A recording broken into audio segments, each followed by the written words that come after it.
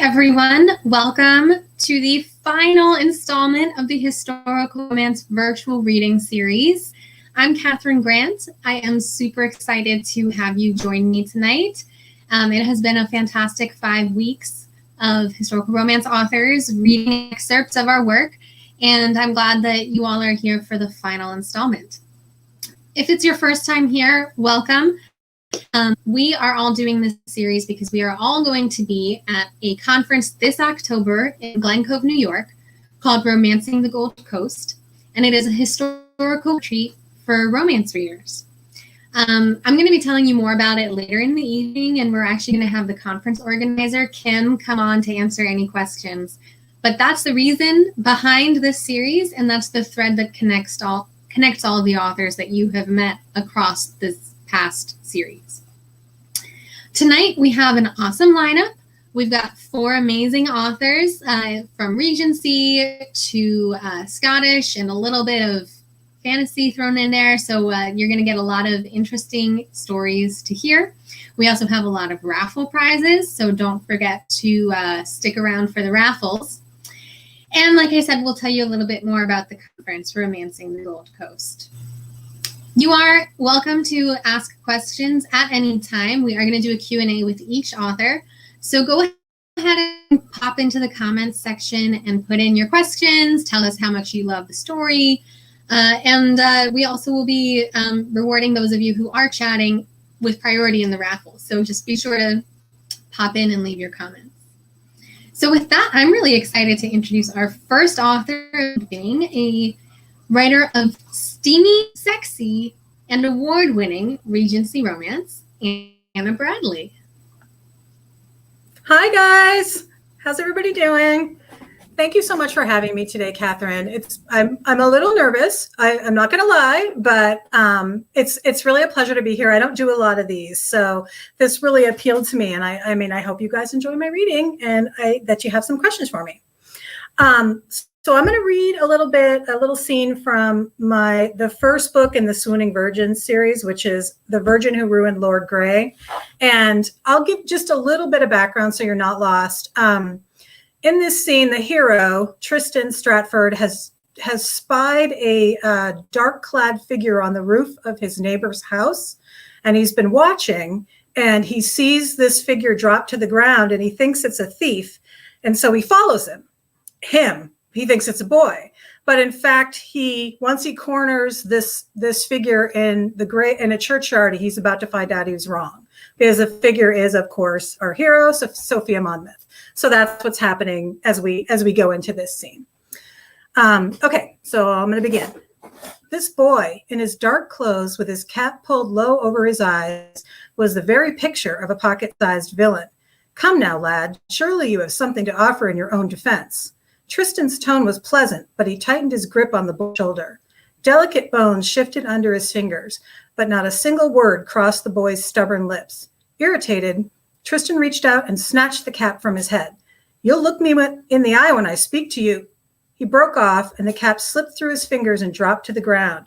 A few hairpins went with it, and the long, silky hair that had been stuffed underneath fell down in a dark cascade of waves. Tristan stared at her, flabbergasted. Hell and damnation, the girl finished with a toss of her gleaming head. Some flowery scent wafted over Tristan, something like honeysuckle?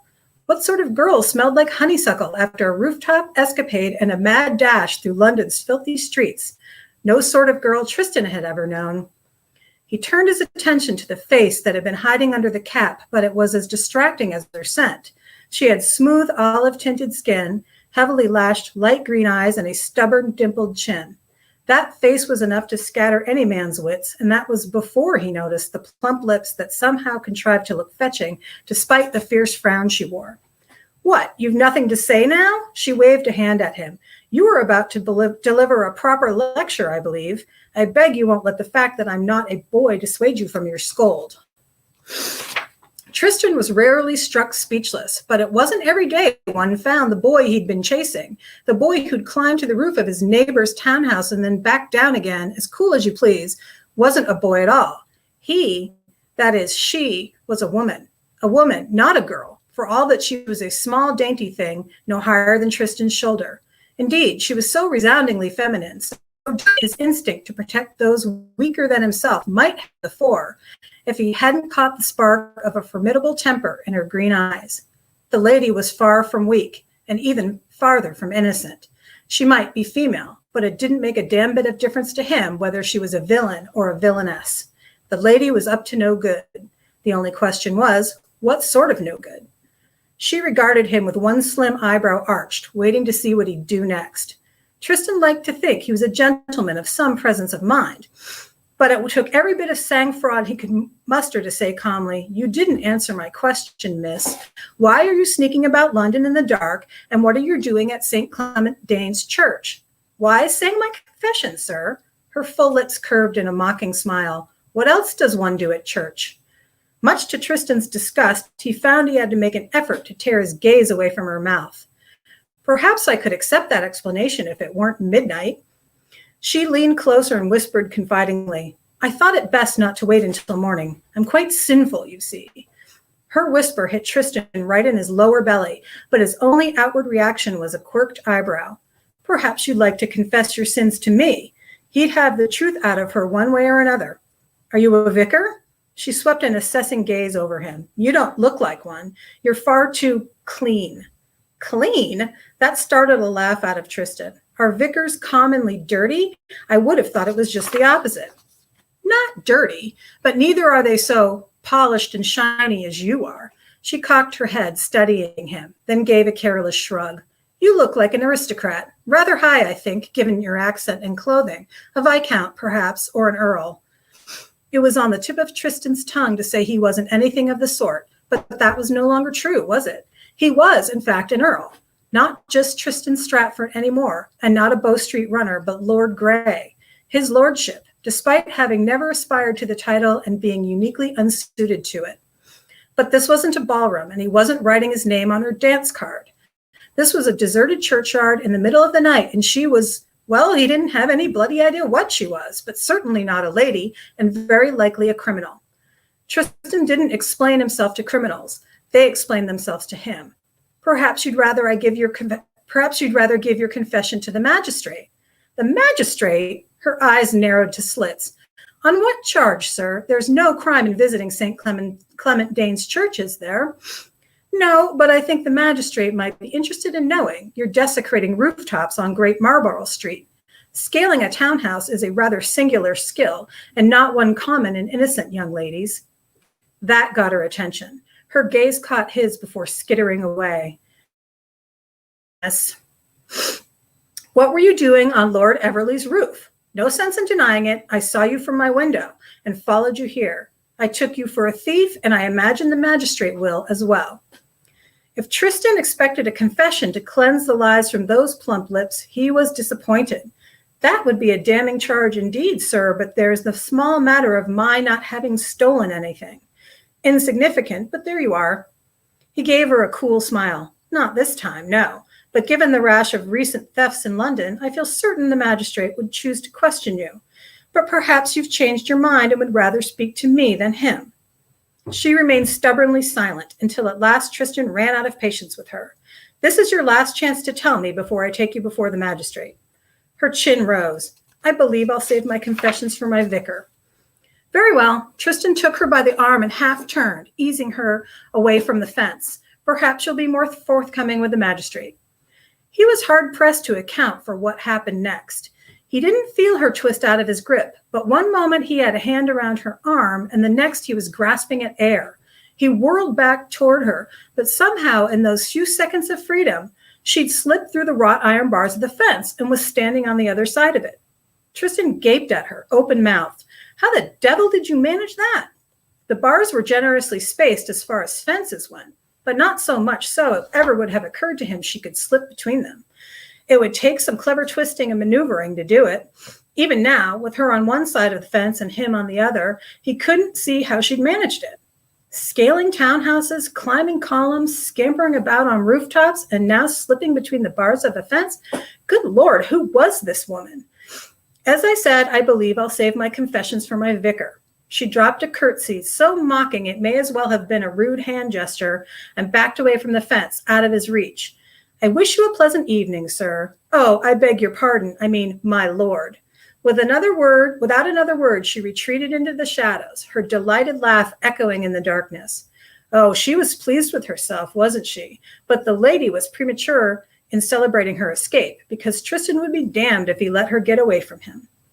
He was much too big to pass between the rails as she had, but the fence wasn't more than 8 feet high. Tristan gave the wrought iron a shake, frowning when the rails gave a protesting squeak. A bit flimsy, but it would have to do, because there was only one way to go from here, up and over. Sophia tried to smother her laugh, but the look on his face when he realized she'd slipped through the bars of her makeshift prison was the most delicious thing she'd ever seen. His exalted lordship, the Earl of Great Marlborough Street, or whoever he was utterly furious. Pity, but that was what he got for creeping about and making things difficult for her, instead of squandering his fortune at the clubs or trifling with his mistresses, as an earl was meant to do. She would have liked to draw that furrowed brow, the glittering fury in those cool gray eyes. He looked rather like a painting, one of those terribly elegant ones where the gentleman posed at the bottom of a grand staircase with a half-dozen hunting dogs gathered at his feet. Yes, she could easily imagine him so, clad in a pair of buckskin breeches and a dashing hunting jacket, on a quest to ruin some poor fox's day. Like most hunters, he wasn't reconciled to losing his prey, but short of climbing the fence, there was little he could do about it, and the fence was quite high, with wrought iron spikes lining the top edge. She hadn't come across many aristocrats who could match her for agility, and this one wasn't likely to be an exception, so... Blast him! What was he doing? Sophia stared, the hair in her arms rising in alarm as he grasped the iron rails and gave the fence a determined shake. If she didn't know it to be impossible, she'd almost think he was testing it for stability before he climbed the fence. She gasped in horror as he reached out to wrap 2 impossibly large hands around the wrought iron bars and swung himself up. What do you think you're doing? If you intend to flee, I suggest you do so now. His gray eyes met hers. After such an impressive escape, I'd be disappointed indeed if you didn't lead me on a chase. No, surely not. She couldn't be so unlucky as to cross paths with the one aristocrat in London who could actually scale such a monstrous fence.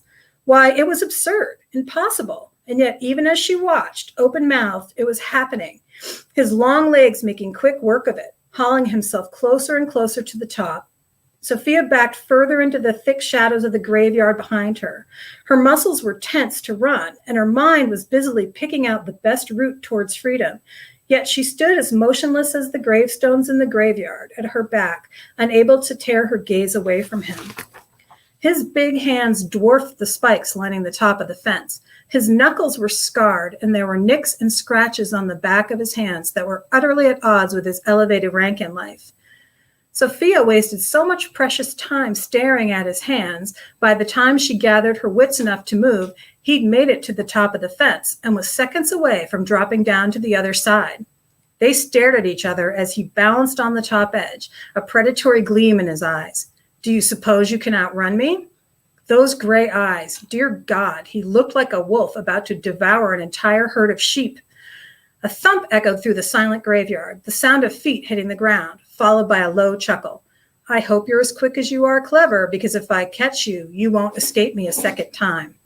A chill rushed over Sophia's skin at the anticipation in his voice, his unmistakable pleasure in that prospect. To her everlasting shame, her knees trembled at the sight of him. Why, he was positively enormous. If he'd been wearing a billowing black cape and had a bloody dagger to hand, he'd be every inch the sinister Gothic villain. There was only one sensible thing to do: run. And that's the end of the excerpt. I hope you guys enjoyed it. I loved it. I read that book a few months ago, and I loved it. And I love that scene. It was really evocative of the whole vibe, which is there's mystery, there's sexy romance, and there's also mystery. I said mystery. There's graveyards, and like fog.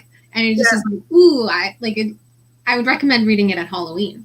Oh, yeah, it's a good Halloween book. That's so kind of you. Thank you. Yeah, it was a fun one to write. A little challenging because to get all those threads pulled together, but I really enjoyed it. That whole series, I've had a lot of fun with it. That's awesome. Yeah. Yeah. Well, we do have some questions for you. Venetia B has several questions for you. She wants to know, do you have any professional degrees in writing? How long have you been an author, and what made you decide to write historical romance? Well, I do have a master's in English Lit with a focus in like 18th and 19th century literature. But I was really more of a literature track person rather than a MFA in fine arts or writing person. And I don't know, I guess I veered off somewhere along there. I've always written, and I taught writing for a really long time. And I guess when you teach it, you start thinking about your own writing all the time. And so I sort of slowly veered from teaching lit and writing to writing for myself. And so I've always written. I don't really remember. I guess I only officially became a writer professionally in like 2014 when I sold my first book. So I was, I was not one of these people that started at age 25. My first book came out when I was like 41. So if you're thinking about doing it, never say never, because it's never too late to do it. So yeah, absolutely. I don't know this. Well, why did you decide to write historical romance? Oh, that's always been my favorite. I was like so many of us, I was a huge Jane Austen fan. I'm still a huge Jane Austen fan. And I used to work for a rare books library. So I had all this access to all these really cool, like Regency, Georgian, Victorian books that we don't normally get access to. And so I read a bunch of them, and, I just kind of, it was a natural progression from there. That's amazing. Yeah, it was fun. Was there any like particular book that you remember that just was like blew your mind?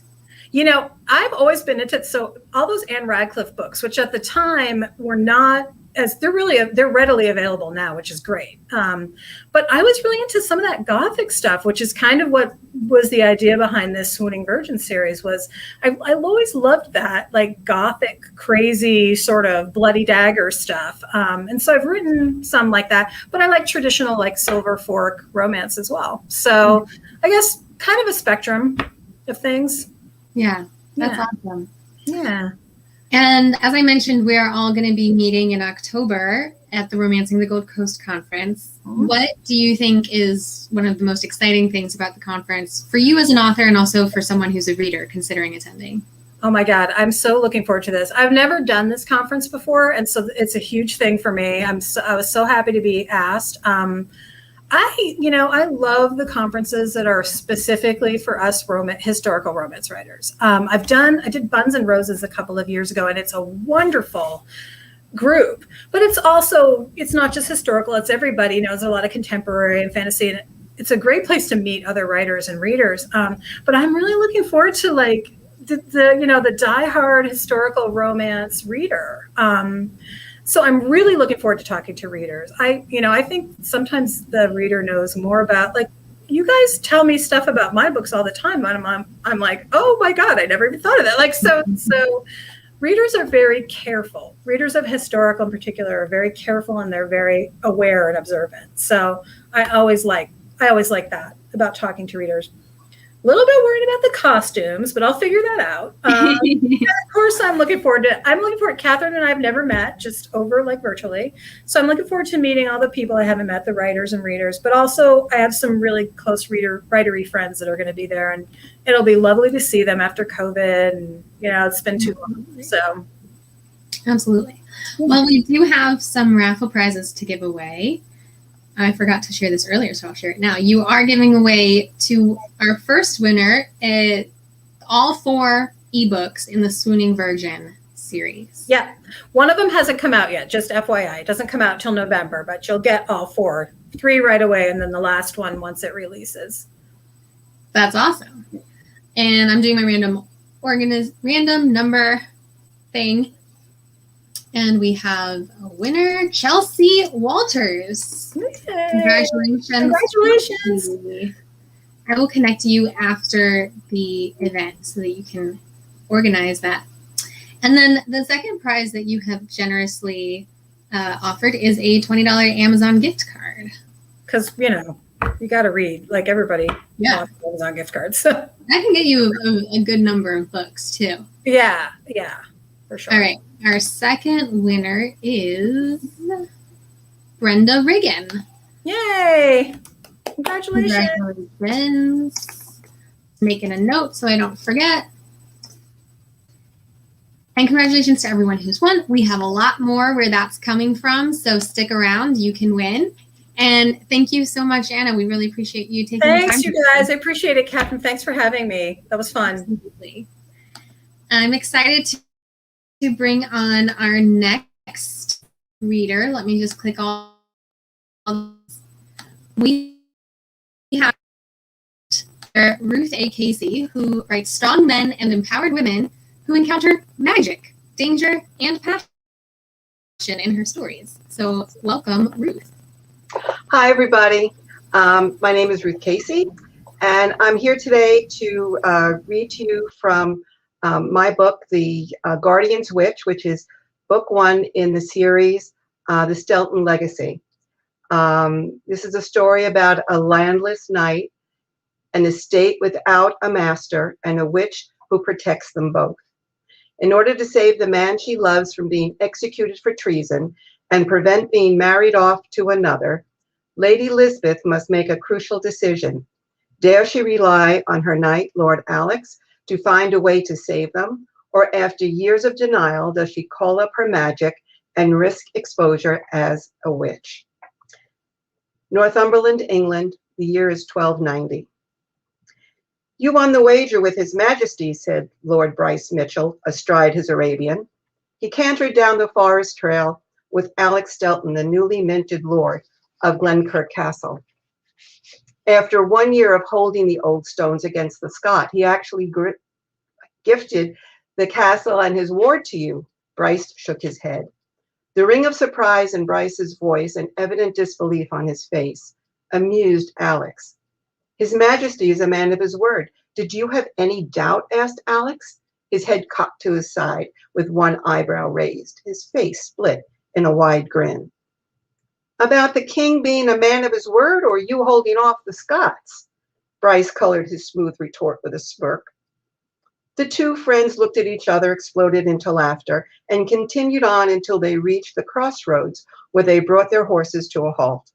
The tower of Glenkirk Castle, bathed in the setting sun, peeked through the trees, still some 3 miles to the north. Alex surveyed his new holding. His chest swelled with pride. Mine, the word echoed in his head. Though Edward did make you pay. Alex was peeved by Bryce's patronizing tone. He masked his emotions until they were as unreadable as stone. Yes, you could say that. Alex tried a dismissive tone. Best he forget the king's retribution for now. There would be time enough to deal with it later. Could say that? Surely you know, if he lost the wager, he would find some way to make you pay. He doesn't lose gracefully at anything. But to actually marry you to Lisbeth, his ward by proxy? I can still see the apoplectic look on your face. Yes, Bryce. What about the look on my face? Demanded Alex. His voice sounded strident even to him. Bryce turned all shades of purple, trying to conceal his mirth. But he said not another word. Instead, he diverted his attention by polishing the gold clasp on his coat that was embossed with the Mitchell coat of arms. With a nod of his head, Bryce motioned toward Glenkirk in the distance. Marrying Lisbeth certainly does secure your claim to Glenkirk. Lisbeth. He had lived at Glenkirk for a year and hardly saw her. The only way he knew she was near were the little charms she left, or the serenity that surrounded them. She kept herself in the forsaken hunting lodge and managed to elude him at almost every turn. An odd twinge of disappointment hung around him. She hadn't been like that years ago when they encountered each other at court. She had laughed and didn't have a care in the world. 4 years later, he wouldn't have known it was her if she hadn't presented herself at the castle.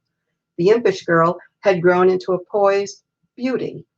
Her dark hair fell in long waves down her back. Her slender body was punctuated with soft curves that couldn't remain hidden by the black morning gown. Large green eyes stared at him from under a fan of long dark lashes. Even with her dour expression, her full lips tempted him. He shifted uncomfortably in his saddle. How things change, how people change.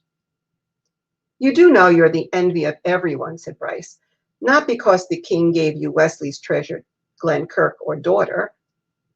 You inherited Wesley's brewer, an ale recipe. That should give you some compensation. I understand it's a long-held family secret, and Wesley was all about family. Family. Alex let his mind wander. It landed on memories of his early days at court with his parents and siblings. He enjoyed the candor and tumult around the table in their assigned apartment. How he would appreciate that safety and security today in the midst of a court filled with politics and intrigue. I intend to leverage our close friendship, said Bryce. I'll sample each batch of ale and make certain it retains its high standards. Alec grinned at his friend's declaration, but his thoughts were still on Wesley and Lady Darla Reynolds. They had been close friends of his parents. They didn't bring their daughters to court often, but Richard, their son, was always with them and became close to the tight-knit band of Stelton boys. Richard's death on the Welsh battlefield had been a shock to them all. He and Wesley had spent a good deal of time together, consoling each other over many a tankard of ale. It was only a short time later, when Alex left for the Welsh wars himself, that he heard of Wesley and Darla's fatal accident. He felt their loss deeply. Now, in a twist of fate, their beloved Glenkirk and daughter were his. Have you sent word to her? Bryce's question hung heavy in the air. Alex broke away from his musings. No, I'll tell her when the time comes. Alex suppressed his annoyance. What if she didn't want to marry him? He had expected a warm welcome from her a year ago. She had made it obvious she wanted nothing to do with him. He'd have to find a way to approach the subject, see how agreeable she was to the idea. A seventh son. He never thought the king would care who he married. The last thing he wanted was a political wife.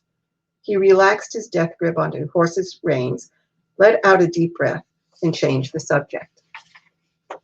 In the next scene, Bryce's men arrive, and Alec tells them that since they're on Glenkirk land, it's safe for them to leave rather than wait for his men to catch up. They're not far behind. Bryce leaves, and while Alec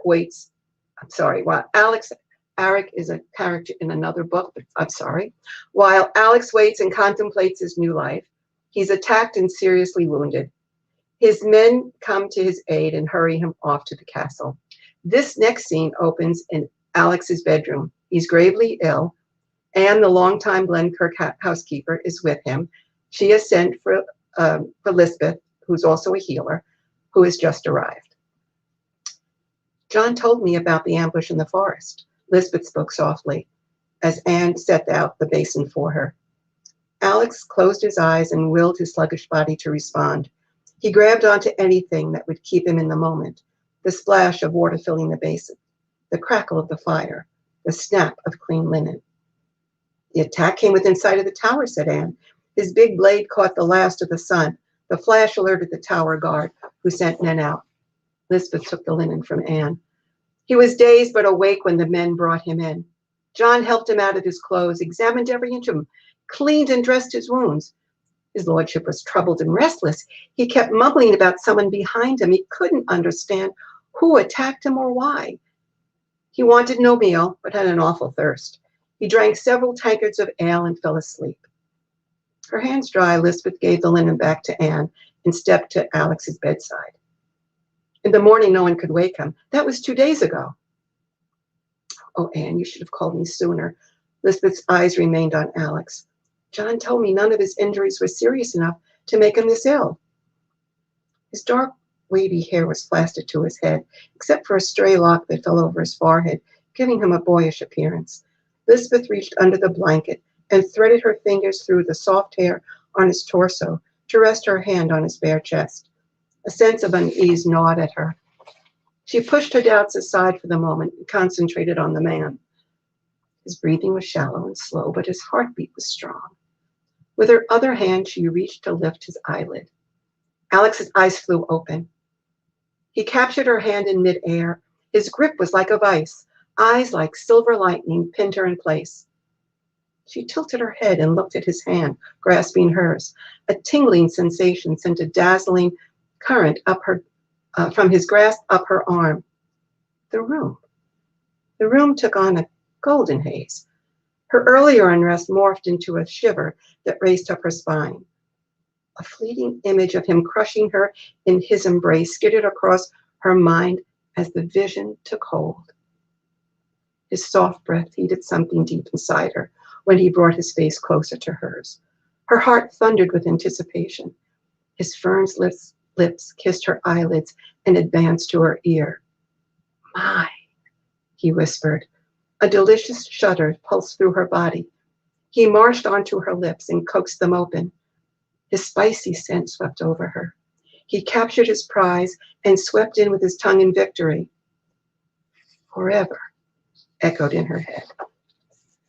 She blinked, and the haze vanished. A jumble of confused thoughts and feelings assaulted her. Once again, she stared into his magnetic eyes. Her lips throbbed with hunger for his. She dropped her lashes to hide her confusion. A dream? A wish? She never had such a dream, such a vision. She gave herself a shake to rid herself of the final images.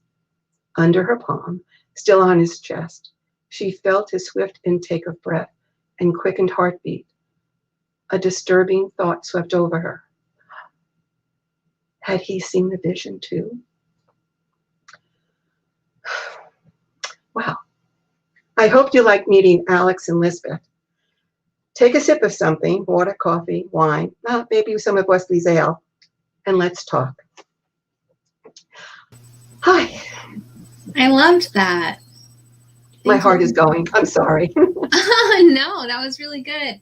I'm so curious about the magic elements that you add into your stories.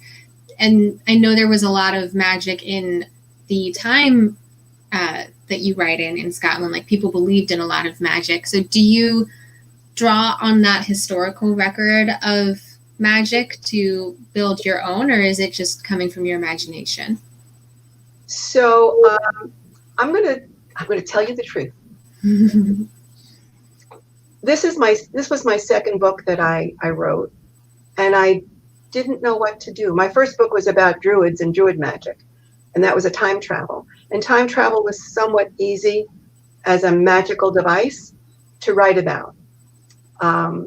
This one, having Lisbeth be have magic of her own, I called on family history. So family history is, and this is deep, dark, dirty secret. When my mother, who has since passed on, when she was breaking up her house and giving I have a brother and sister and giving us our stuff, she gave me a little envelope, and in it said, on the top, it said Ruth's veil. And all she told me was, don't ever lose this. And I said, okay. And it was something I put away, didn't think about it, whatever. There's a lot of stuff going on when she was doing her, distribution. So I finally came upon it, and Mom's resettled, and Mom and Dad are resettled. And I said, so what is this? And she got very quiet. She said, when you were born with a veil over your face. And she said the nurse was very clear, saved it because some people wanted to throw it out. She said, no. And so I got this little package. So doing some research, it's called a caul, C-A-U-L. And the caul is in some places, it's considered a magical device. So do I have magic? Oh, if only I did, I'd be very wealthy, but we won't go there. It's a seer. It's someone who can see visions. It's someone who can't drown. That's one of the things. So I did research about caul bearers, and that's when I gave Lisbeth her powers. And in this story, her mother is very reticent about telling her what her powers are. And her mother very clearly avoids it. So she doesn't really know the depth of her power. And she's living in a time when the graphic I gave you, which is a witch being burned, is what she was concerned about.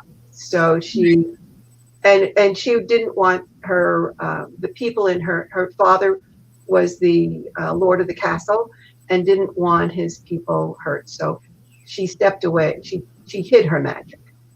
So that makes sense.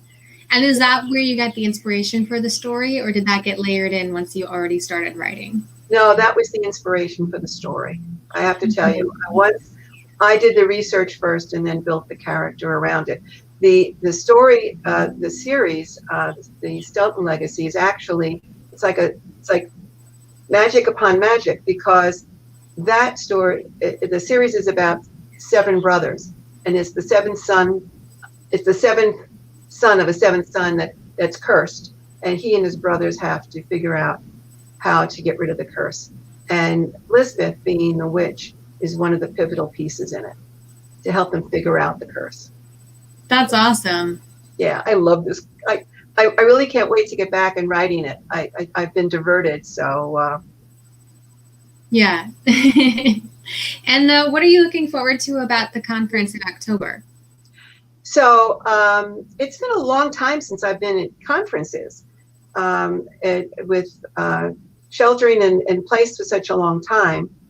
I am truly, truly looking at being in a room full of authors and readers. So that's one thing that's getting me very excited. The other thing is a conference just for historical books. My catalog is mostly historical. I do have a couple of contemporaries, which I also enjoy. But my heart is with my historicals. And I've just started a 3-book Regency series. So I'm looking forward to being with like-minded readers and writers. And I kind of like the idea of dressing up. Yeah. Who doesn't? Yeah. Well, before we get to your raffle prize, I know if people want to keep hearing from you, you're doing a special event for the next week. Yes, the 3-book series that I just signed for the Regency is with Dragon Blade Publishing, and I'm taking over their Catherine Levique's historical romance book club beginning tomorrow, and I'll have it for a week. And we're actually going to be talking about the Guardian's Witch. So, and I don't know if you saw the cover. I don't know if this is going to come out backwards. No, it doesn't. Okay. So that's the cover. Gorgeous. I love the cover. Yeah. So we're going to be talking about the book for the whole week. Awesome. And actually, if you come, there's a way that you can get it for free. Well, and they can also get it for free if they are the lucky raffle winner right now. They'll get a free signed copy. The other book is a ebook. Yeah. Okay. So we're doing our raffle now for one signed copy of the Guardian Witch. It's okay. I called the character Arik, who is the Druid Knight in the first book, so that's okay. All right. And doing my random number generator, we have the winner is Bridget Lewis. So congratulations, Bridget. Hi, Bridget. I'm going to connect you two after the event. So thank you so much, Bridget. Thank you so much. I have to tell you, as nervous as I was, this was awesome. I had a great time. I really enjoyed getting back into my Guardian's Witch, and it was wonderful. Thank you so much. Oh, thank you so much for taking the time to be here, and I can't wait to meet you in October. Yes. Bye. So moving along, let me click the right buttons. And now I'm excited to introduce our next reader. She was on the first actual author event thing I ever did, which was back in April 2020. And so I'm really excited that she's going to be at the first in-person conference that I ever do. She is the incomparable Janna MacGregor, Regency romance author where compelling heroines fall in love with equally matched heroes. Welcome, Janna. Hi, Catherine. Hi, everybody. How are you? I'm so delighted to be here this evening. And let me just say thank you for doing this, for organizing it. I know it was a tremendous amount of work, and it's so lovely to be able to bring all these authors and readers together. So thank you, Catherine. Absolutely. Everybody give her a hand. Give her a hand here. We're excited to have you. So I'll let you take it away. Okay. Well, this is a very perfect event for me, very fortuitous, because I just happened to have a new release that came out last week. And it's the first in my new Widow Rules series, and the title of the book is A Duke in Time. And I'm going to read a little excerpt about it, or from it, but I want to tell you a little bit about the book first. First off, imagine 3 women walk into a solicitor's office. It's sad times. Everyone, sad times. They're there to hear the reading of their husband's last will and testament. And it even gets sadder because they soon discover that they're married to the same deceased man. And they discover that their dowries are gone. He spent it. And the name of this devil is Lord Meriwether Varick. He preferred when he was alive to be called Mary. So you'll be hearing the word Mary as it goes through here, and it's Meri for Meriwether. It seems that Mary died a tragic death. He drowned in a mud puddle during the middle of a midnight steeplechase. You see, he loved horse races, he loved races, and he loved to gamble. So he died doing what he loved the best. But let's go back to our 3 ladies here, our 3 wives. This leaves them in a huge scandal. And so the opening scene, they're in the solicitor's office, Mr. Haynes, and they've just discovered the 3 of them exist. Mary's half-brother, a war hero duke, of course, because they all are war hero dukes, right? Just happens to come into the solicitor's office by request. And as soon as Catherine discovers that, she tries to get him involved to help him make things right. And Christian's a good man. He's he's got a heart. He's very loyal to people. He wants to grow roses because that was his hobby, and he has conservatories at every one of his estates. He wants to start a charity for the men in his regiment, the 95th Regiment, who've come home without family, without homes, without employment. And he just doesn't want to be bothered with any of Mary's shenanigans, because he's just broken away from him, and he's not going to get sucked back into Mary's problems. Well, Catherine Varick, Lady Meriwether, is a very unique, very business savvy individual. She runs a linen shop that caters and sells to the elite of society. As a matter of fact, she's being considered for a contract to supply the Prince Regent's Royal Pavilion with new bedding. So she can't afford this scandal. So as we're there, this scene, Catherine hears the Duke out in the hallway. So she walks out and leaves the other 2 wives with the law clerks and the solicitor who's holding his head in his hands. I mean, it's mass chaos there. And she's trying to get this situation under control. And Christian's very, very sweet to her, very sympathetic, so horrible that we meet under these circumstances. How are you? Okay, I'm out of here. She's like, no, you're not. No, you're not. And so this scene is in Christian's point of view, so you can get an idea of what he's thinking as Lady Meriwether Catherine is taking him to task for not doing what's right. So it gives you a little bit of an idea of their meet cute really turned out to be something a little bit different than cute. So here we go. Ready? Lady Meriwether tilted her head and peeked down the hallway, seeing if anyone could overhear them. You just proved why many believe that chivalry is dead. I only speak the truth, Christian countered. My brother and his estate aren't my concern. She brought her smoldering gaze back to his. I meant to say half-brother, Christian countered. The slight tap of her toe indicated her patience was waning. Half, step, or whole. He was your family. I'm agog that you're defending him after what he's done, particularly to you, Lady Merriweather. My name is Catherine Greer, before I married your brother. She released a long-suffering breath. As the Duke of Ranford, surely you can help sort out the details. You would assume wrongly. This isn't my problem to fix. It's Mary's estate, which Mr. Haynes supervises. He asked if I would stop by. I've done my duty. Now I'll be on my way. He deftly placed his hat on his head, then adjusted it with a tug. An honor to make your acquaintance, Lady Merriweather. Oh, his insufferable brother had made a fine pickle of these marriages, but Christian's duties lay elsewhere, namely settling into his position as the Duke of Ranford and trying to help his men, who came home to nothing after returning from the war. However, before he left Lady Merriweather standing in the hall, he stole a long gander at her person. She honored Mary's passing by wearing a morning gown with a short gray silk spencer. Mary's tastes must have changed since Christian had been at war. His half-brother normally favored light-haired women with full bodies and voluptuous bosoms. Catherine Greer possessed none of those features. She had a lithe form that Christian had always preferred. It had to be her gaze that had first drawn Mary's attention. Her large, resolute eyes fit perfectly with her heart-shaped face.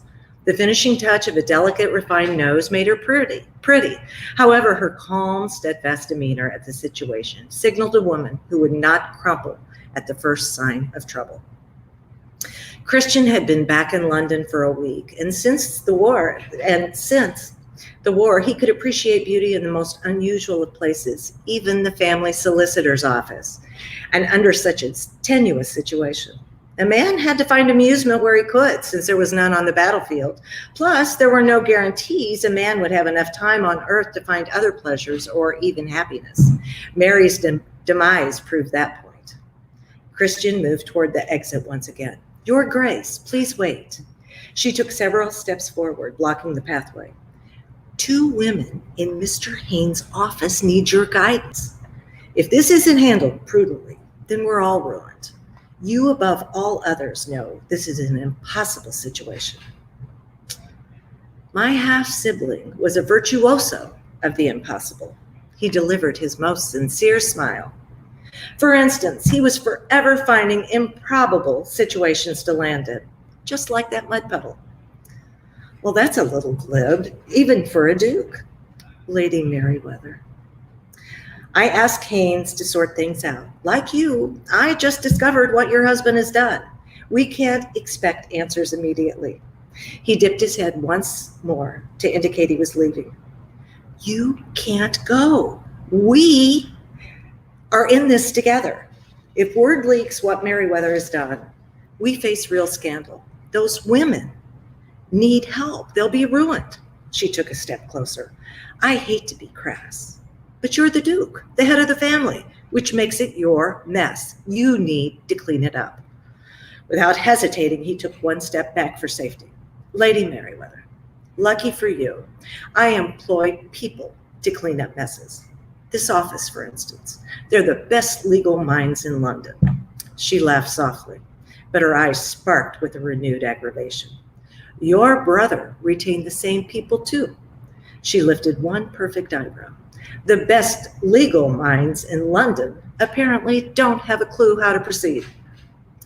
Her gaze pinned him in place. You wear sarcasm well, Lady Merriweather. I take that as a compliment, she purred. What are you afraid of? Me? The others? Madam, he lowered his voice. I faced Napoleon's finest infantry in conditions that would curl your toes. I've seen fires and horrors on the battlefield that make hell look like a well-groomed park. Trust me, I highly doubt you or this dilemma can scare me.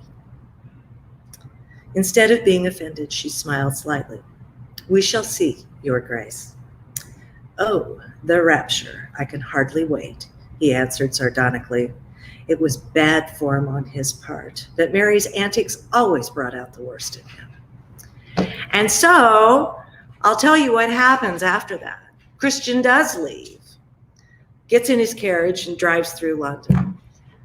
but his conscience won't let him be. I mean, he's good, he's honorable, and he just can't leave those three women to face this by themselves. So he has the courage to turn around on a busy London street and heads back to Mr. Haynes' office. And once he's there, he discovers that the ladies are gone, the wives are gone.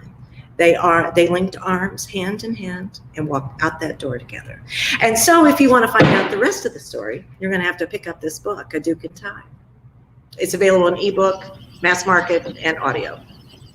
That's awesome. What an intriguing premise. It's fun. It's fun. It's really good. Someone was asking, how old was Mary when he died? I believe that Mary is the same age as Catherine, and I think he was 25. He was 25 or 26. I can't remember.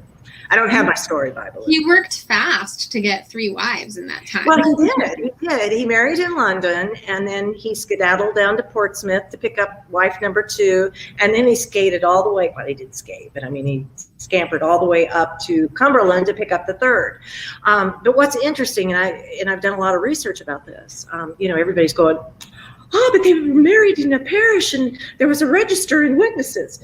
Back then, they didn't have an organized or legal mandate to have these marriages recorded anywhere. There shortly after this book takes place, there was a registry that the Church of England said had to take place, so that the parishes had to actually copy down the marriage registers and the births and the deaths that they knew of, and then send it to the bishop that was responsible for their parish. But it wasn't until 1837 there was a civil registry where they kept track of all of this stuff for all faiths. So that's how it could happen. And I think that there was like close to 200 cases of bigamy, both men and women, that occurred between like 1750 and the early, I think like by 1810. So this stuff happened all the time. And where do you find records of that? Are you looking through newspapers or? Yeah, the Old Bailey court records. If you go on there, there's all sorts of stuff about that. You can just how interesting and find that. Yeah. So I imagine you have this whole series plotted out already. Like, how much do you plan versus how much do you kind of let happen naturally?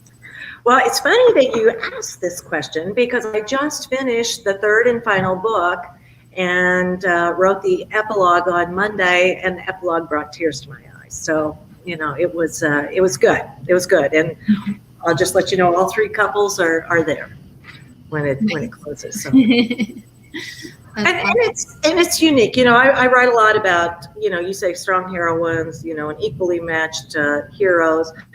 I write a lot about family, and because I really believe that that's what makes our life so, so worthwhile. And so if you weren't blessed with your own biological family, it's important that you create your own, whether it be friends or whatever. And that's what these women have done. And so I'm very proud of the series. I love it. I love all these characters. Yeah. And Megan is asking, which I don't understand, but hopefully you understand, is Max there? Max is my black pug, and he follows me everywhere. But no, he is not here because he's in with my husband right now. As soon as Greg hits the door, I'm like old news. He's all over Greg. So that's so great. And thinking about the conference coming up this October, what do you think readers should be really excited about? Well, I mean, I think readers should be excited about the opportunity, of course, of getting together with other readers, because I think enthusiasm builds enthusiasm. I know that's what I'm looking forward to is talking to readers, finding out what they've read, what they love, what they're looking forward to. I can't wait to see, all my author friends, Kimberly and all the folks that put the conference together. I just can't wait. And, it's New York, Long Island. Who wouldn't want to go? Yeah, absolutely. Well, one lucky person here tonight is winning a copy of A Duke in Time. So I'm just going to make sure I have everyone who's been commenting. I just want to make sure I have you all on my list. And then I'm going to pull the random number generator. I see a lot of familiar names on there while you're doing this. Hey guys, Yeah. how are you? I'm so glad you're all here. All right, our winner is Sharon Lewis. So congratulations, Sharon. Congratulations, Sharon. I'm going to connect you guys after the event so that you can coordinate the prize. Yeah, sounds terrific. Can't wait. Well, thank you again, Janna, for the time tonight. Oh, it was it was my a fantastic pleasure. reading. We're super excited and for the book and also to meet you in October. Well, same here, same here. And I'm going to just show you one more time. It's a beautiful cover and beautiful cover. So look for it at your favorite retailer. All right. Thank you so much. Bye, guys. All right. And so we now have our final reader of the evening, USA Today bestseller of Scottish and Viking historical romances, Terri Brisbin. Welcome, Terri. You're on mute. No problem. It's 2021. Everyone knows what that's like. I said shucks, by the way, not anything else when I realized it. Hi, everybody. We're so excited to have you. I'm going to let you take it away. Okay. So I'm really excited to share with you tonight an excerpt of my upcoming book, The Highlander's Inconvenient Bride. I'm really excited about this book because it's a crossover event. And I'm a huge TV fan who love crossover events. And this one is a crossover event that connects my two biggest Highlander series from Harlequin Historicals.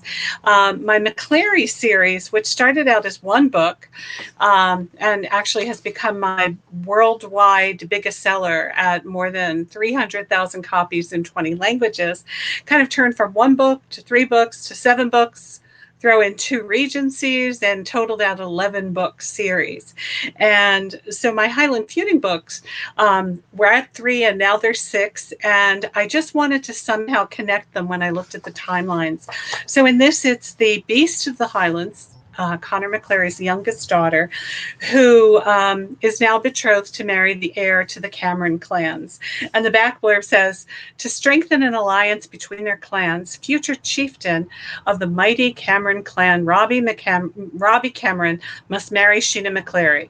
But she is the last person he would have picked after her betrayal years ago. Now she is as infuriatingly elusive as ever, and worse, seems intent on breaking their betrothal. But what is his inconvenient bride hiding? Uncovering her secrets means earning her trust, but that also ignites a simmering passion. So yeah, these two were enemies as children, enemies as teenagers, and now they're getting married. So the book is a bit of a rocky start. Neither are happy, and Sheena has some really serious good reasons not to want to do this. And Robbie has no clue yet. He's a guy. So this part is as they're kind of getting to know each other a little bit better, and their preconceived notions of each other are kind of being broken away. So we start, they've looked for the betrothal agreement so they can find a way to break the betrothal. However, Duncan MacGregor, who is known as he was the negotiator for the clan, he sets up iron-tight, ironclad agreements that nobody can get out of. So it begins. Sheena did not have to read a word to understand the strength of the binding made with Duncan's involvement. Many MacGregor adversaries had bemoaned his abilities for long after a treaty or agreement had been signed. She relied only on Duncan's reputation as the MacGregor's peacemaker for decades to know it wasn't going to be easy. When he opened his mouth to reply, the arrival of a servant bearing a tray stopped whatever Robbie was about to say. Robbie stepped back and motioned for the maidservant to place what she had carried in on the table and watched as she did so and took her leave. My thanks, Margaret, Sheena said as she glanced over at the young lass and nodded. My lady. With a smile in return, the pleasant girl offered a curtsy and left, closing the door behind her.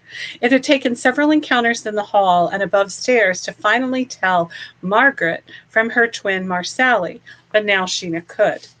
With a loud grumble from her belly, Sheena reached over for a piece of cheese while she waited on Robbie's opinion about the betrothal.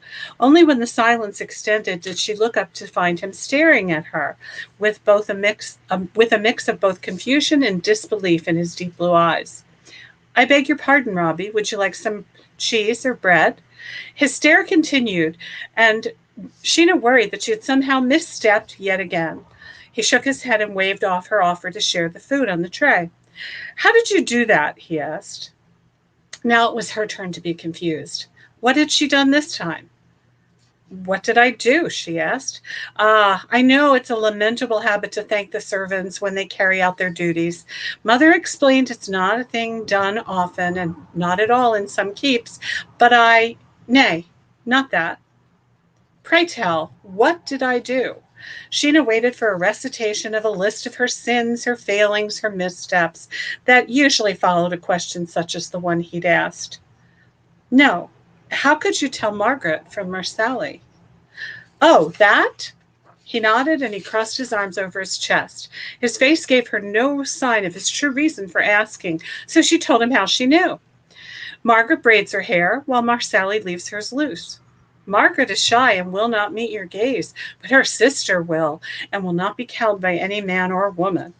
Marcelli's eyes, though brown, are a different shade from Margaret's. They're lighter."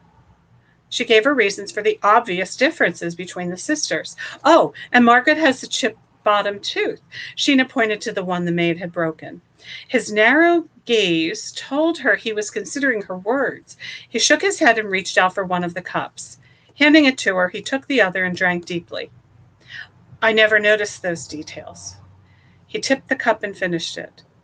"They have served me for years, and I did not see those mannerisms and features that you realized in less than a sennight." Sheena had no idea how her ability to tell the twins apart, and more so the way she'd done it, how it bothered him. Nay, that was not the right of it. He wasn't bothered so much as stunned by the details she'd absorbed by observing the maidservants in such a short time. And had he ever called them by name? When he wanted more ale or his cup was empty? No, he raised it and a servant filled it. Her ability bothered him in a way he could not work out or describe. And as before, and once more, it led him back to his own shortcomings and his preconceived notions about the woman before him. He'd thought her aimless. He'd thought she avoided her duties. And she did that at times. He thought her ignorant of how a keep and its people were managed.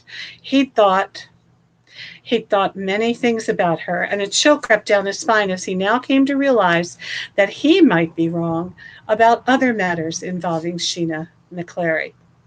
For now, the betrothal and its breaking must take their attention and efforts, and it might be best to turn back to that. "So, you agree there seems to be no way out of this?" He watched her reaction as she glanced at the document. "Other than one of us declaring ourselves deficient in some way." Her face lost its color once more as it had earlier. He didn't remember her being the nervous kind, and yet she had this strange reaction at times to his words. More than nervousness, it was that, and fear, close to terror, that he witnessed sometimes in her eyes. After a long moment, she was able to shake herself free of whatever gripped her. "Deficient?" she asked. Brushing a few strands of her hair away from her face, she frowned. "Deficient how?" Robbie laughed softly at her question. Well, she was still the innocent he thought her to be. "Truly, the only deficiency that would stop this, according to the contract, would be your known ability to—" He paused, taking a moment to choose his words carefully. If innocent, he did not wish to be vulgar to her. "If it is known by you or your family that you cannot give me heirs, I do not have to honor this agreement." The color that had waned in her cheeks rushed back in that moment when she understood what the agreement meant. She stammered a few words before giving up the attempt and just looked away. "Drink this," he said, holding her cup up as he waited for her to take it. Once she'd had a few sips, he sat next to her. "Other than lands and titles and wealth, the only duty for the wife of an heir is to produce one." These betrothals take little else into consideration, and since Duncan was sent to negotiate your mother's hand in marriage to your father, I suspect that wording might be similar to ours. He did, she said. Placing the cup before her, she shrugged. Though his stepdaughter and his man have taken over, Duncan sees to the most serious matters. Her blush calming, she met his gaze now. So can we truly do nothing? He wanted to be insulted by the way she wished herself rid of him, and yet he wanted the same thing. Something in the hopefulness of her eyes made him want to help. There has to be a way to end it. We just need to find it. Without bloodshed and mayhem, she asked. I cannot tell if you would prefer that or a smoother way that does not end in the loss of lives, he said. In all truth, I do not find it such a terrible thing, but I know your need to protect your clan and carry out your duties. Death and chaos would not be your way, Robbie. Her insight surprised him as to the humor in her tone. Only Janna MacGregor, daughter of the ever bloodthirsty beast of the Highlands, would suggest that spilling some blood may not be a bad thing. So we should continue to seek a way out of this, without blood or destruction, he added. Robbie began to replace the scrolls and documents back into the strongbox. He would examine them again, but he doubted he missed anything. Though he dare not ask his father about this, there was one other person who could answer his questions. And he would try seeking him out to find out that information. And he would wait for his parents' return and offer to take Janna to visit at their other holding. And why, though? Why did it bother him now that she did not want to marry him? Do you have other matters to attend to, he asked. Janna sat in silence, watching as he finished and closed the box. Nay. She kept looking at him with a suspicious glint in her eyes. Have you looked in on We Do? We Do is her massive black stallion horse. This morning, before she joined the women in washing the clothes at the river, he knew. Is he well enough for a ride? With you or me as his rider, she asked. She was happy again, anything to talk about her horse. He says, I will wait on your word for that, Janna. He admitted it freely. For now, I think you would be best for his continued healing. He smiled at her jest and held out his hand to her. Lighter load or not, you must promise I am the first to ride him when he has healed. His words surprised her, for she blinked several times and shook her head. That small movement caused the length of her hair, pulled away from her heart-shaped face and tied loosely behind her head, to swirl around her hips. You wish to ride him? Robbie says, yes, he's a magnificent horse. A man would have to be daft not to feel the urge to mount such a creature and let him have his head. She's, well, you may. I think Geordie, the stable master, will have to ride him first, but then you can be next. And that's kind of the end of that scene. So they go on to, the poor horse has been injured on the way there, and Robbie and every male in the entire keep want to ride this horse. That's amazing. Thank you. I love a good horse character. It's so hard to pick out a scene to read that's not too long and not too short. And yeah. No, it was very interesting, and it was such an interesting way to show her character by having her notice things about the servants and have him notice that she's noticing things. Yeah. One of her fears is that she can't continue and marry him because she will have to take care of this huge holding and all of these people. And she swears that she doesn't know how to do that. And he's beginning to realize maybe she does, and she just doesn't even realize it. So kind of nice insight. Yeah, that's great. So you mentioned that you write in many different eras. How do you get inspired, or how do you choose what era a certain story is going to take place in? Well, generally I love medieval, so that's where I tend to be. And then at times, I know with Harlequin, for example, they asked me to be involved in a Viking series, Sons of Sigurd, last year, and it was a 5-book series, and I was asked to be the closer. So I kind of swing over to that. I had done research on Vikings for an earlier series I did with Kensington that was paranormal.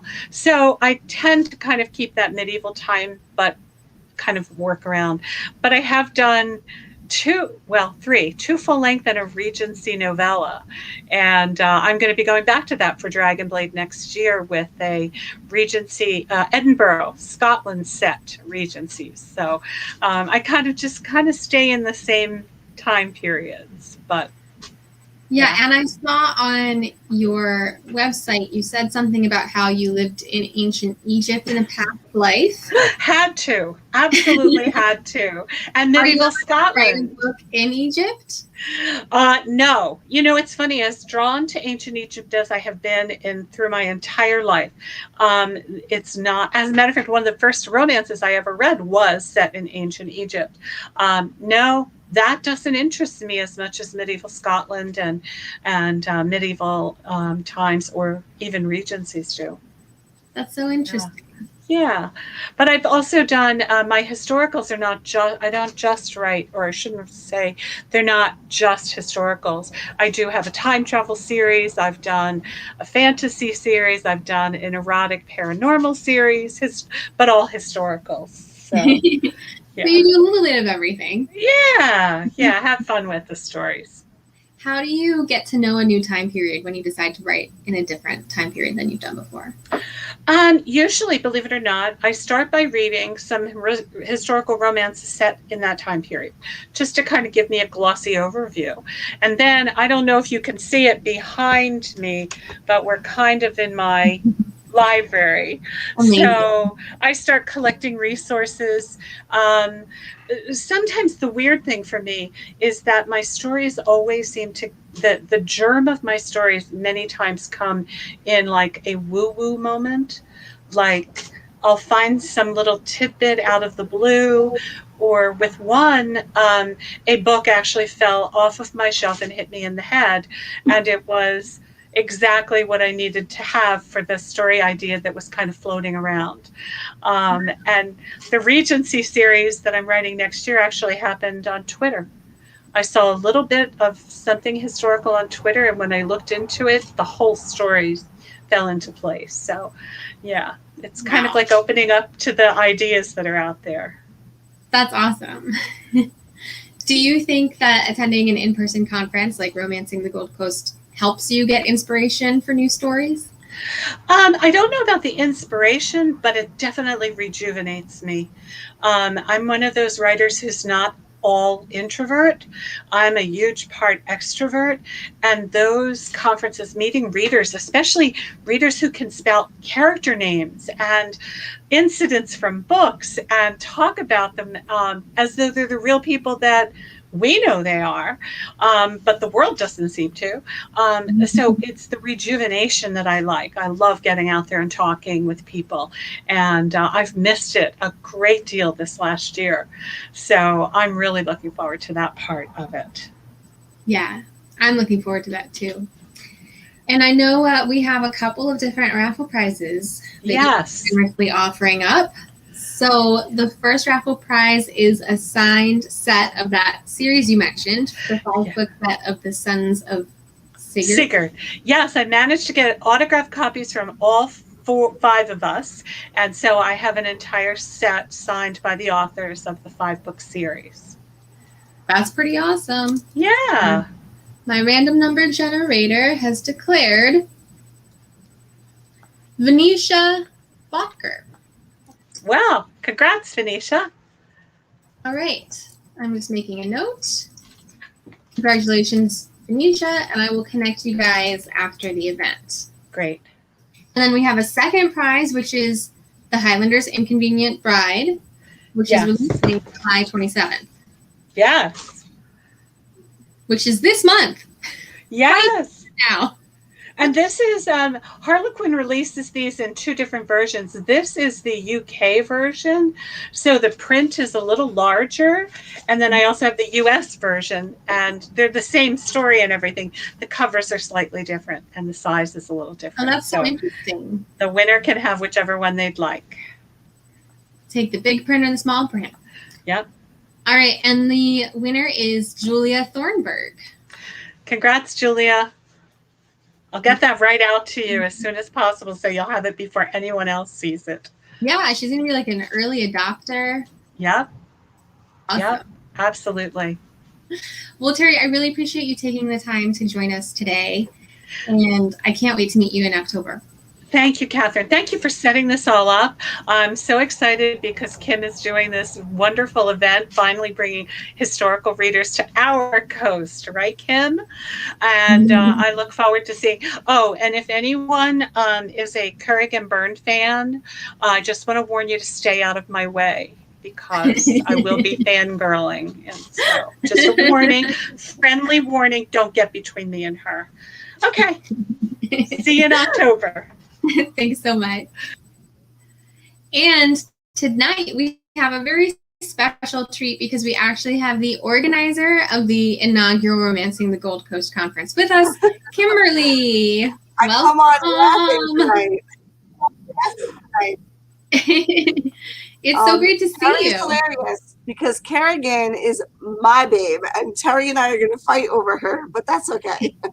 Thank you for having me, and I want to thank you from the bottom of my heart for doing this. I really appreciate it. I've been so busy that it's been insane to be able to get on and do stuff like this. I'm doing my little Instagram lives, but this is so much better. Thank you.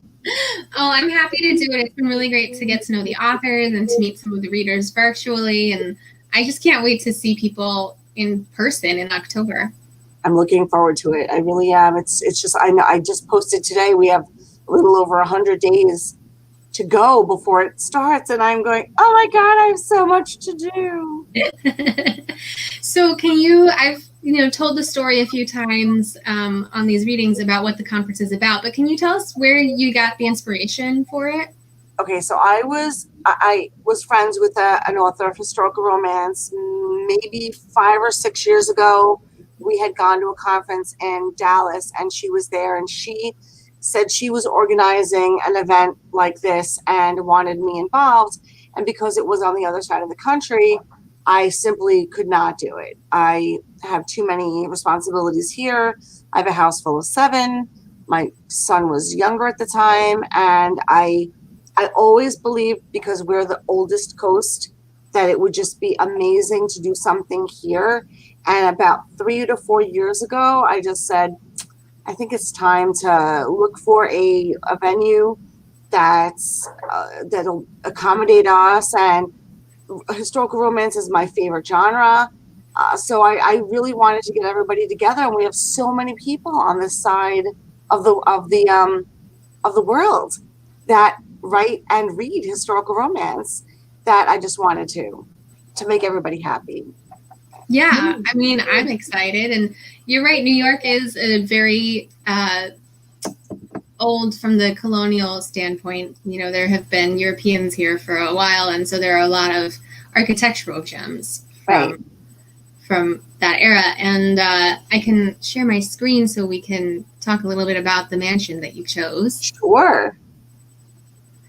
And I've been mentioning that we have an executive chef, but do you want to tell us a little bit more about the food? Rodrigo Bernal is an amazing chef. In the past, when I first booked it, the kitchen was a little lacking to me. And then they reorganized and brought in this amazing man, Rodrigo Bernal, who is Latin. And he's an amazing cook. I've tasted his food many times. And also, he's done historical events. So he has a lot of ideas. Although I do say I'm going to draw the line at turkey legs, because there's no way in our costumes we're going to be having turkey legs. It's a little more upscale than that. So I'm just really happy. I'm actually going to be going to a tasting soon, probably the end of the summer. We're going to go pick out the menu, and I'm just so excited about it because it's like top notch. The girls from my book club and I have been there on several events. We've been to brunch, and it's just been fabulous. The atmosphere is just divine. I'm really so happy about finding this venue. I know, I keep saying, like, I can imagine a Duke walking down those gorgeous red steps that you can see in them, like the drawing room and all these amazing places. You guys will be able to go up and down those stairs and take lots of pictures, and it's just going to be so much fun. It really is. And I'm so happy that anybody who's joining us really wants to be a part of it. I thank you all. There's space still. If anybody wants to join, I'm going to Because of the border to Canada being closed still, and there are a lot of people who do want to come from Canada. We have a couple of Europeans also waiting for the border to open. I'm going to extend the registration to probably the middle of August. So these people are able to sign up, and hopefully by then we'll have some borders open. I'm praying. I really do. I want everybody to be able to be involved in this and travel safely, obviously, but we're in our state, we're relatively safe. We pay attention to everything the CDC has to say, and thank goodness most of us are vaccinated. Hopefully more will be getting vaccinated, and I know the staff is as well to the mansion. So I just want to share everything with everybody. Thank you. Yeah, I'm excited. Like I've mentioned before that this is going to be my first in-person event as an author, so I'm very excited for that. And so it's October 21st through 24th. Yes. And so each day is packed full of things to do at the conference.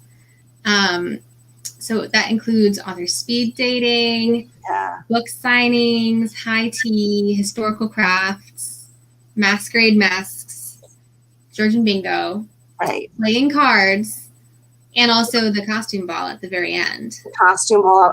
I'm excited about the tea party because I just love a good high tea, and the menu for that's divine. But the costume ball is just, I cannot wait to pick out the menu, and I have an amazing DJ, and every author is being paired up with another author to decorate a table. So it's going to be in like a tartan theme or a theme of their book or a color theme.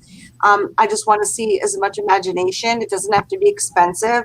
I just wanted it to be as colorful as we could possibly get for the times. So we're going to party hardy that night.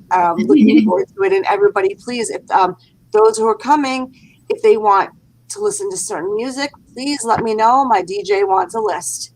So if you and your friends who are coming want to have a good old time, send me whatever you want. And I also am open to people who have allergies for food or anything, so please let me know. I'm looking forward to accommodating everybody. Yeah, it's going to be a really great time. I know someone's been talking about getting some thriller and also some line dancing going. Yeah, okay, so that's Monica Burns. I met her, I'm going to go, wow, it's going on 10 years now. It's crazy because my kids were like not even teenagers when my son Daniel met Monica. And she's been doing thriller forever, getting everybody involved. She's got the glove, she's got the costume, and now she wants to do Jerusalem too. So we're going to try that. I don't know how easy it's going to be in a costumes because I think my costume is a little bit tight fitting, but I could go change for it. It's not that big of a deal, but we just really wanted to enjoy ourselves. Absolutely. After the year all of us have had, I just wanted to lay back and hug everybody again. It's, I work in healthcare and we've not been able to do that. Now things are in our hospitals better. My office is much better, but we still are a little bit guarded, and I want to just be open again. I just had, we were at my first book club, which really was more like of a get together. Mm-hmm. But I want it to be like the best historical romance book club ever. Yes. Yeah, absolutely. And if you're planning to make a whole weekend of it, I know that Sunday is relatively free, so you can go ahead and take the train into New York City if you want to see a show in Manhattan, or you can take the train out to like Montauk or the Hamptons if you want to see how the bougie half lives. So we are doing an a la carte wine tour also. So I needed to get numbers first, and then get a bus from the hotel that goes out to the end of the island and comes back and does about 3 or 4 wineries. So that's going to be a lot of fun too. For those who don't want to drive out there and who just want to sample all the amazing wines that we have out here, that would be a wonderful idea too. Yeah. And Kim, if anyone has questions, how can they get in touch with you? They can message me on Facebook. I'm Kimberly Rocha, Kimberly at romanceandthegoldcoast.com. If you wanted to go to the Romance of the Gold Coast website, you can just click on the message board and I will get back to everybody as soon as I hear it. friend me. I'm on Instagram as PhotoChick820, I believe is mine. And anywhere, if you see my face, please say hello and ask questions, because I'm there for that. Absolutely. Awesome. Well, I know I'm super excited. All the authors are excited. For those of you who've been watching the series, this is, I think we've had about 20 authors, but there are going to be a total of like 30 plus authors who are actually there's 36 at the moment. Yeah. And I don't really want to go anymore. I did say that my featured list is 36, but if there are authors who would like to come as readers, and they are welcome to bring their books. The only thing I can't have them as featured at a table or featured at the book signing, but they're more than welcome to use the common area to hawk their wares, or anywhere they could meet people anywhere. I'm inclusive, and I don't mind if anybody brings their own anything, because I want to be inclusive and on that matter. I just can't have the list. I want to make sure that I have all those readers, to enjoy people that they would never normally get to meet. Absolutely. Yeah. So it's going to be a great time. I was going to say register by July 15th, but Kim, you'll let everyone know when the new registration deadline is. Middle end of August. We'll see which date that'll be. But right now I'm going to open that, because I'm worried about those Canadians and the ones in Europe that are really looking forward to coming over. Yeah. Hopefully that the whole world progresses towards a safer existence so that we can open borders. Thank you so much for this. I really do appreciate you having everybody on. You've gone above and beyond on this, and you are an amazing personality. Well, thank you. I'm really excited to have met you for this conference and met all of the authors that I've met so far, and I cannot wait to meet readers.